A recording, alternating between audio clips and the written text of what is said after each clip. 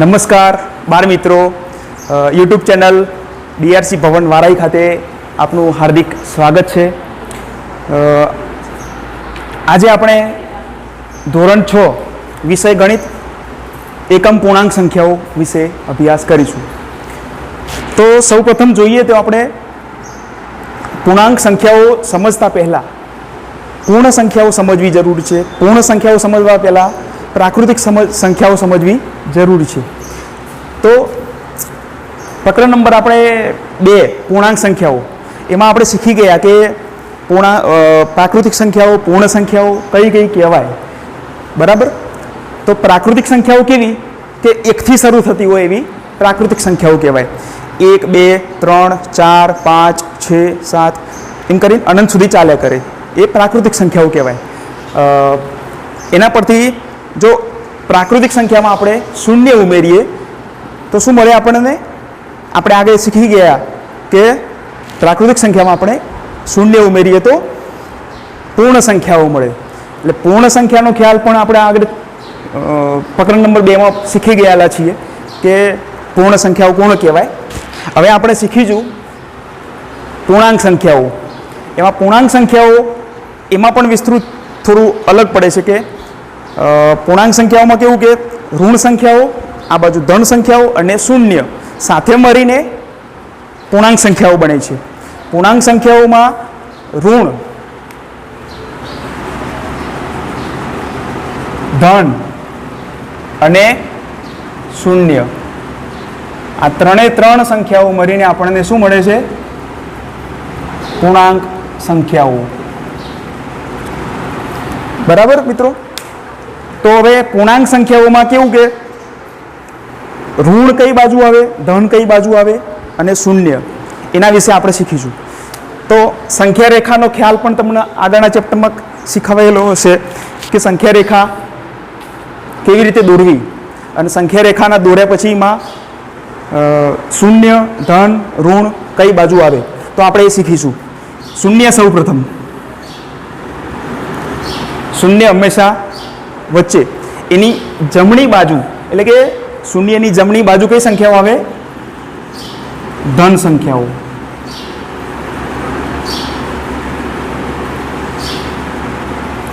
અને શૂન્યની ડાબી બાજુ ઋણ સંખ્યાઓ।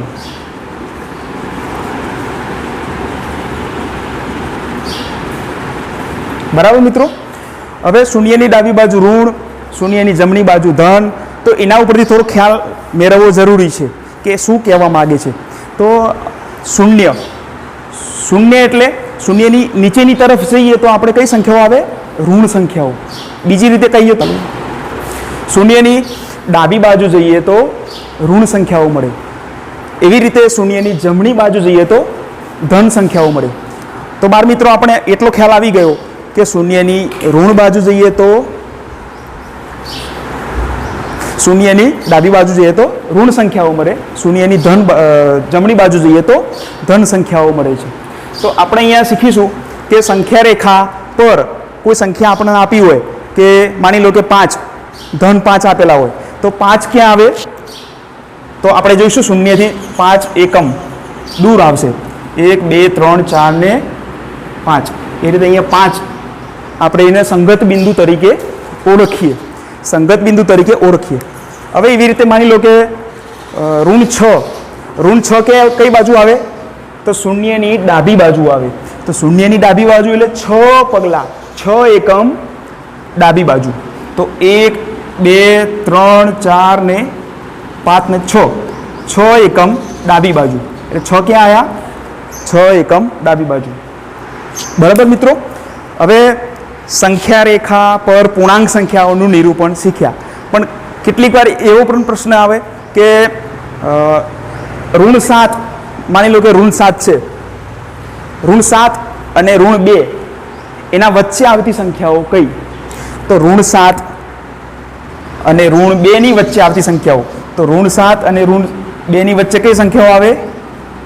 ઋણ 7 અને ઋણ 2 વચ્ચે આવતી સંખ્યાઓ।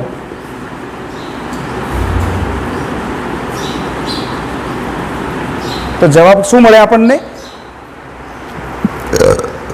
-7 -2 ની વચ્ચે આવતી સંખ્યાઓ એટલે આપણને મળે જવાબ 6, 5, 4, 3, ટોટલ 4 સંખ્યાઓ મળે, 4 અને 3. હવે બીજો પ્રશ્ન આમાંથી એવો પૂછાય કે -7 અને -2 ની વચ્ચે આવતી 4 સંખ્યાઓ મળી, એમાં સૌથી મોટો ઋણ પૂર્ણાંક કયો? સૌથી મોટો ઋણ પૂર્ણાંક કયો? તો 6, -6, -5, -4, -3. તો આપણે શીખ્યા કે શૂન્યની ડાબી બાજુ જેમ જેમ જતા જઈએ તેમ નાની સંખ્યાઓ આવે છે. તો શૂન્યની જેટલી નજીક એ મોટી સંખ્યા, એનાથી નાની, એનાથી નાની, એનાથી નાની, એમ 1, 2, 3 ક્રમશઃ નાની સંખ્યાઓ મળતી જાય આપણને. તો શું થાય? સૌથી મોટો ઋણ પૂર્ણાંક કયો અને સૌથી મોટો નાનો ઋણ પૂર્ણાંક કયો? તો સૌથી મોટો ઋણ પૂર્ણાંક ગણાય તો -3 ગણાય. આ શું કહેવાય? સૌથી મોટો ઋણ પૂર્ણાંક. બરાબર મિત્રો? -3 એ આપણો સૌથી મોટો ઋણ પૂર્ણાંક ગણાય અને -6 સૌથી નાનો ઋણ પૂર્ણાંક ગણાય.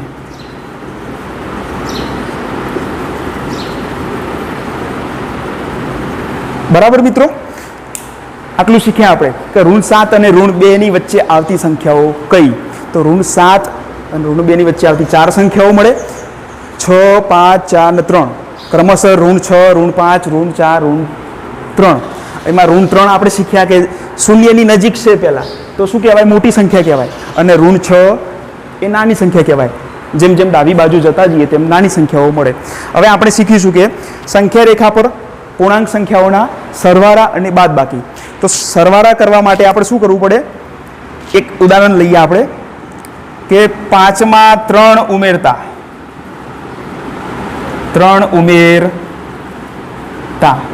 બીજી રીતે એવું પૂછાય ઓપ્શનમાં 5 + 5. તો તમે જવાબ શું મેળવશો? 10. પણ આ સાદી રીત થઈ. આપણે સંખ્યા રેખા દોરીને એનો જવાબ મેળવવાનો છે. સંખ્યા રેખા દોરીને. તો સંખ્યા રેખા આપણે દોરેલી જ છે. તો 5 માં 5 ઉમેરતા એટલે કે 0 થી કેટલા એકમ 5 સંગત બિંદુ છે? 1, 2, 3, 4 અને 5. આ 5 બિંદુ હોય એ 5 બિંદુ સુધી આપણે દોરવાનું રહેશે.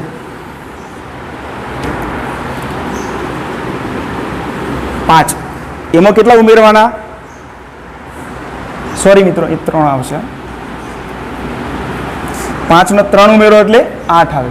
તો 5 માં 3 ઉમેરતા 1, 2 અને 3. તો જવાબ આપણે શું મળે? 8. એવી રીતે બીજો ઉદાહરણ જોઈએ આપણે કે -6 માં 2 ઉમેરતા.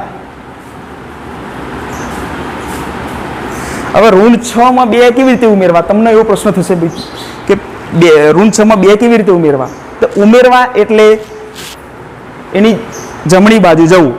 ઉમેરવા એટલે જમણી બાજુ જવું. તો -6 માં 2 ઉમેરવા 1 અને 2. તો કેટલા એકમ ખસે આપણે? 2 એકમ. જવાબ શું આવ્યો? 4. સાદી રીતે આપણે કરીએ તો -6 માં 2 ઉમેરતા એટલે કે 2 એકમ આપણે જમણી બાજુ જવાનું. એટલે 2 એકમ જમણી બાજુ જવું એટલે -6 + 2 બરાબર -4. અહીંયા સંખ્યા રેખા પર આપણો જવાબ શું મળ્યો? -4. એવી રીતે સાદી રીતે આપણે ગણીએ તો -4 મળે જ છે. પણ તમે પરીક્ષામાં કેવી ભૂલ કરતા હો છો? સંખ્યા રેખાની મદદથી સરવાળા અને બાદબાકી કરવી. તો તમે શું કરો છો મિત્રો? સીધી રીતે -6 + 2 બરાબર 4 કરીને આવતા રહો છો. શું કરીને આવતા રહો છો? 4. તો જવાબ સીધી રીતે નહીં ગણવાનો. એનો અર્થ શું નીકળે કે સંખ્યા રેખા દોરવી, ત્યારબાદ જેટલી સંખ્યા આપી હોય એને નિરૂપણ કરવું અને બાદ એમાંથી સરવાળો અથવા બાદબાકી જે પૂછાયેલું હોય એ પ્રમાણે કરવું. તો શું કહેવાય? -6 માંથી +2 એટલે 2 ઉમેરવા. તો શું જવાબ મળે? -4. એવી રીતે બાદબાકી કરીએ આપણે. હવે બાદબાકી બરાબર. એમાં એક ઉદાહરણ લઈએ.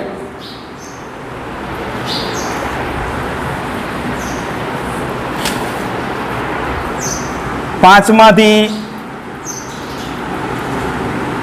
3 બાદ કરવા. આને બીજી રીતે પૂછાય કે 5 ધન ઓછા 3 બરાબર શું આવે જવાબ 2 બરાબર 5 માંથી 3 બાદ કરવા હવે બાદ કરવા એટલે હવે 5 કઈ સંખ્યા હ ધન બરાબર 5 કઈ સંખ્યા હ ધન તો ધન 5 ક્યાં હ અહીંયા એમાંથી 3 શું કરવાના બાદ કરવા એટલે મિત્રો કે એની ડાબી બાજુ જવું બાદ કરવા એટલે એની ડાબી બાજુ જવું એક પગલું બીજું પગલું અને ત્રીજું પગલું 3 પગલાં ડાબી બાજુ ખસવું તો આપણને જવાબ શું મળ્યો 2 સંખ્યા રેખાની મદદથી આપણે જવાબ 2 મળ્યો બરાબર સાદી રીતે પણ 5 માંથી 3 બાદ કરતા 2 મળે છે એવી રીતે બીજું ઉદાહરણ જોઈએ 2 માંથી 4 બાદ કરતા બીજી રીતે કહીએ તો 2 ઓછા 4 તમને પ્રશ્ન થશે 2 માંથી 4 બાદ કેવી રીતે કરવા તો 2 માંથી 4 બાદ કરતા જવાબ શું મળે આપણે જોઈએ સંખ્યા રેખાની મદદથી 2 માંથી 4 બાદ કરતા સંખ્યા રેખાની મદદથી જોઈએ તો 2 શું છે ધન તો ધન ઉપર સંગત બિંદુ ગણાશે એનાથી 4 એકમ ડાબી બાજુ 1 2 3 4 તો જવાબ શું મળ્યો આપણને 1 2 3 4 જવાબ શું મળ્યો ઋણ 2 બરાબર તો હવે આના પરથી એવું કહી શકાય કે શૂન્યની ડાબી બાજુ અને શૂન્યની જમણી બાજુના સરવાળા બાદબાકી આપણે શીખ્યા તો બીજું શું જોઈશું આપણે કે 5 માંથી 3 જાય તો 2 માંથી 4 બાદ કરીએ તો ઋણ 2 એવી રીતે આપણે એક તારણ કાઢી શકીએ કે ઉમેરવું એટલે એટલા પગલાં આગળ જવું અને ઉમેરવું એટલે શું કહેવાય સરવાળો અને બાદ કરવું એટલે બાદબાકી